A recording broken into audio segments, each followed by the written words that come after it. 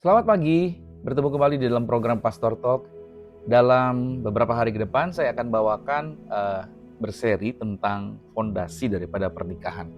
Nah, hari ini saya mulai dengan kasih dan hormat. Itu adalah fondasi daripada pernikahan. Efesus 5 ayat 21 berkata, rendahkanlah dirimu seorang kepada yang lain di dalam takut akan Kristus. Banyak orang tentu memasuki pernikahan dengan satu harapan besar. Mereka ingin berbahagia. Namun seringkali setelah menikah, pasangan justru menemukan realita. Perbedaan, konflik, kebiasaan yang tidak sama, dan ekspektasi yang tidak terpenuhi. Kenapa demikian? Karena banyak orang masuk pernikahan dengan pertanyaan ini. Apa yang akan saya dapat ketika saya menikah? Padahal Tuhan mendesain pernikahan dengan pertanyaan, apa yang akan saya berikan dalam pernikahan ini? Nah, pernikahan itu bukan tempat untuk menuntut, tetapi tempat untuk memberi diri. Kalau di dalam pernikahan, suami menuntut, istri menuntut, itu bukan rumah tangga, tapi pengadilan negeri, saudara. Itu sebabnya Tuhan mengajarkan kita, contohnya adalah Yesus, bagaimana dia memberi dirinya bagi keselamatan manusia. Itu merupakan gambaran daripada pernikahan kekristenan. Yang pertama yang kita pelajari hari ini, pernikahan itu adalah tim. Ingat baik nih, kerjasama, bukan kompetisi. Sejak awal Tuhan berkata, dua orang akan menjadi satu daging. Itu artinya, bukan dua orang yang bersaing, tetapi dua orang yang bekerja sama-sama. Atau disebut dengan bekerja sama. Nah, masalah muncul ketika pasangan, yaitu mulai yang pertama, menghitung pengorbanan diri mereka masing-masing.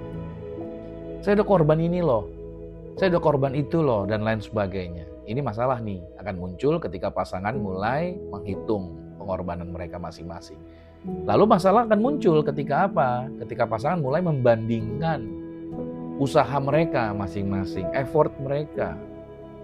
Ketika mulai membandingkan tentang bahwa ini yang saya kerjakan, ini yang saya lakukan, dan lain sebagainya. Ini akan muncul masalah. Lalu masalah juga akan muncul ketika pasangan mulai menuntut keadilan versi diri mereka masing-masing. Masing-masing berkata bahwa saya nggak adil, saya melakukan ini. Kok saya terus yang dituntut dan lain sebagainya. Nah, ini masalah-masalah yang muncul sebenarnya dimulai karena mereka sendiri. Karena mereka nggak paham. Padahal dalam pernikahan itu tidak ada kata aku versus kamu. Nggak ada.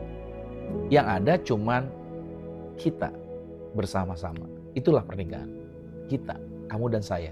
Kita bersama-sama. Nah, saat pasangan berhenti untuk berkompetisi, maka hubungan di dalam hubungan suami istri itu mulai dipulihkan. Jadi ingat, pernikahan bukanlah kompetisi. Yang kedua, kebutuhan terdalam pria dan wanita nih. Sebenarnya apa kebutuhan terdalam dari pria dan wanita? Tuhan menciptakan pria dan wanita itu totally different atau benar-benar berbeda. Nah, perbedaan ini bukanlah untuk bertabrakan. Perbedaan ini justru untuk saling menguatkan dan melengkapi. Secara sederhananya, wanita itu paling membutuhkan love atau kasih. Dia butuh dicintai, itu wanita. Dia butuh divalidasi, dia butuh didengarkan ceritanya. Itu wanita, kebutuhan. Dia dibutuhkan adalah, yang saya gabung semua itu jadi love. Dia butuh dikasih. Sedangkan pria itu butuhnya apa? Dipuji, diakui kerjaannya, ya kan? Terus disupport. Yang saya gabung dalam bahasa sederhananya, dia butuh penghormatan, respect. Ingat baik, jadi kebutuhan wanita adalah love, kebutuhan laki-laki adalah respect, dihargai, dihormati. Nah, wanita ketika dia dicintai, ketika dia dikasihi, dia akan berkembang. Gitu. Ini terjadi. Para suami dengar baik ini. Kalau kamu mencintai istrimu, kalau kamu melakukan tadi yang kamu mengasihi dia, mendengarkan ceritanya dia, kamu benar-benar memvalidasi yang dia sampaikan, kamu cintai dia, beri perhatian sama dia, maka wanitanya jadi berkembang pola pikirnya. Dia akan menjadi wanita yang berfungsi dengan benar, feminimnya akan muncul dengan benar dan tindakan-tindakannya akan mampu menolong para laki-laki ketika engkau melakukan love sama istrimu. Sebaliknya, seorang pria itu akan berkembang pada saat dia dihormati sama istrinya. Makanya ketika istri puji suaminya, papa hebat, kamu luar biasa. Wah, ketika suami berhasil atau mengerjakan sesuatu, puji Tuhan. Kalau nggak ada apa-apa jadi apa nih rumah nih, gitu. Selalu beri pujian, selalu angkat dia. Begitu laki-laki dipuji, lihat yang terjadi. Dia nggak perlu diminta nolong Anda, wanita. Anda akan ditolong, dia akan berkembang. Dia pengen mengerjakan, dia jadi rasa kecanduan ingin menolong pasangannya. Kenapa? Karena dia berkembang, dia dihormati. Nah itulah sebabnya Alkitab berkata, suami love mengasihi istri, sedangkan istri respect, hormat sama suami. Atau saya istilahkan love and respect. Circling itu begitu, love and respect. Suami love ke istri, istri respect ke suami. Kalau istri respect sama suami, suami akan balas dengan love. Kalau suami love sama istri, istri akan balas respect. Amin. Nah itu perannya yang kita bahas, kebutuhan maksud saya, itu kebutuhan terdalam. Nah yang ketiga, peran sekarang. Peran suami apa? Peran suami itu mengasihi seperti Kristus. Mengasihi bukan hanya perasaan romantisme, bukan itu saja. Mengasihi adalah keputusan setiap hari. Kasih dalam pernikahan itu berarti tetap lembut walaupun kamu sedang lelah, Pak. Kamu harus tetap lembut. Dalam cara bicara, dalam cara berbahasamu harus tetap lembut. Walaupun kamu lelah. Kasih dalam pernikahan itu berarti tetap peduli even kamu lagi sibuk.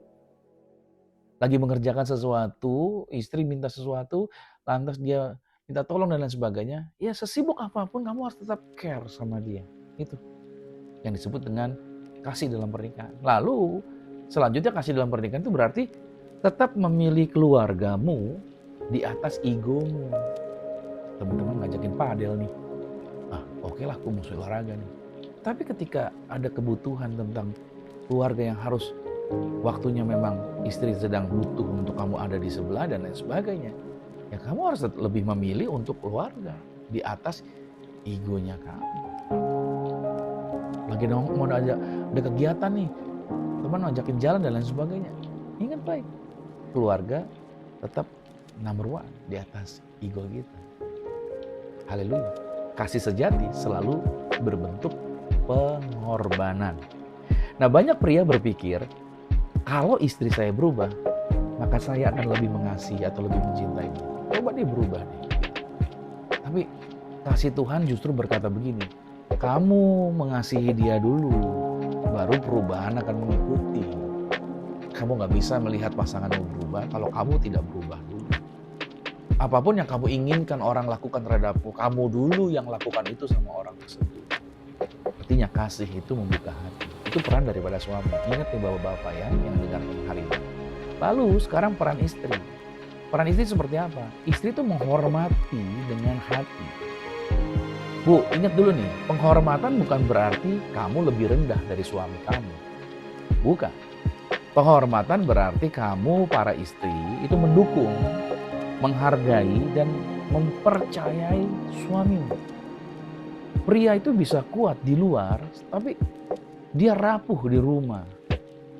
Satu kalimat penghargaan yang ibu-ibu ucapkan itu bisa memberikan tenaga, supporting, yaitu power yang sangat luar biasa sama suami Anda. Ketika Anda memberikan satu kalimat penghargaan. Tapi sebaliknya satu kalimat yang merendahkan suamimu, itu bisa mematahkan seluruh semangatnya. Nah banyak wanita berpikir, kalau seandainya suami saya berubah, saya akan bisa menghormati dia. Tapi prinsip Tuhan berkata begini, Bu, hormati dulu pria yang ada di sebelahmu, suamimu, hormati dulu dia, baru dia akan berkembang, baru dia akan bertumbuh. Jadi tidak bisa kamu nunggu dia berubah dulu. Kamu hormati dia dulu, percayalah, ini Alkitabiah, maka suamimu akan bertumbuh dan suamimu akan berubah. Karena penghormatan itu memberikan kekuatan bagi seorang suami. Wow, luar biasa. Dan ini siklus daripada konflik pernikahan. Banyak pasangan terjebak dalam siklus ini. Istri merasa tidak dikasihi, lalu menjadi marah atau kritis. Lalu suami merasa tidak dihormati, dan suami menarik diri. Nah, maka istri makin merasa tidak dikasihi. Ini kan muter-muter. Istri merasa tidak dikasihi, lalu istri marah, kritis, ucapannya tajam, pedes sama suami. Lalu apa yang terjadi? Suami merasa dia nggak menghormatin saya nih. Karena merasa nggak dihormatin, suami menarik diri. Karena suami menarik diri, istrinya mulai berpikir, wah, saya tidak dikasihi. Balik lagi, putar lagi. Gitu terus. Karena tidak dikasih, dia jadi marah lagi istrinya. Lalu kritis. Begitu terus. Ini siklus ini. Namanya juga siklus. Nah, siklus ini bisa berlangsung ya 25 tahun pernikahan, 30 tahun pernikahan. Selama tahun-tahun Anda berjalan bersama dengan pasangan, ini bisa berulang terus-menerus. Lantas pertanyaannya, bagaimana cara memutuskannya? Nah, seseorang harus memulainya lebih dulu. Dan Tuhan memanggil kita untuk memberi, bukan menunggu. Jadi siapa yang memulainya? Kamu yang tahu firman, ya ayo kamu lakukan tanpa menunggu pasanganmu. Masing-masing memulailah lebih dulu. Karena kita dipanggil bukan untuk menunggu, tapi untuk memberi. Saudara yang kasih Tuhan, ini dia pernikahan yang dipulihkan, ternyata dimulai dari kerendahan hati. Ayat utama berkata, rendahkanlah dirimu seorang kepada yang lain. Saya ulangin ya, rendahkanlah dirimu seorang kepada yang lain. Kerendahan hati dalam pernikahan itu terlihat ketika kamu berani minta maaf duluan. Dia dulu dong yang minta maaf, baru saya juga mau minta maaf. Enggak, tapi kamu berani minta maaf dulu. Lihat, kerendahan hati dalam pernikahan terlihat ketika masing-masing ayo mau mengalah. Mengalah bukan berarti kalah. Tapi kalau kamu pengen mengalami pemulihan, ayo ambil sikap yang namanya mau mengalah. Lebih memilih damai daripada menang. Makanya Tuhan tidak arahkan itu untuk debat. Anda menang debat, yang kalah itu jadi benci. Tapi Tuhan mengajarkan kenapa memilih damai daripada menang. Menang dalam argumen tidak pernah membuat pernikahan menang. Tetapi kerendahan hati selalu memulihkan hubungan suami dan istri. Nah, saya closing, bayangkan pernikahan di mana suaminya berkata begini, aku akan mengasihimu walau kamu belum sempurna. Bayangkan ini. Lalu istrinya berkata, aku akan menghormatimu walaupun kamu belum sempurna. Saudara, di titik itu, dua orang berdosa, dua orang yang tidak sempurna sedang belajar mencintai satu sama lain seperti Kristus. Dan disitulah pernikahan akan bertumbuh. Ada amin. Mari kita berdoa. Tuhan, kami percaya Tuhanlah yang merancang pernikahan sebagai tempat untuk kami mengasihi dan menghormati, dan kasih dan hormat tersebut dapat bertumbuh. Kami memilih untuk memberi, bukan menuntut. Kami memilih mengasihi, menghormati, dan merendahkan hati.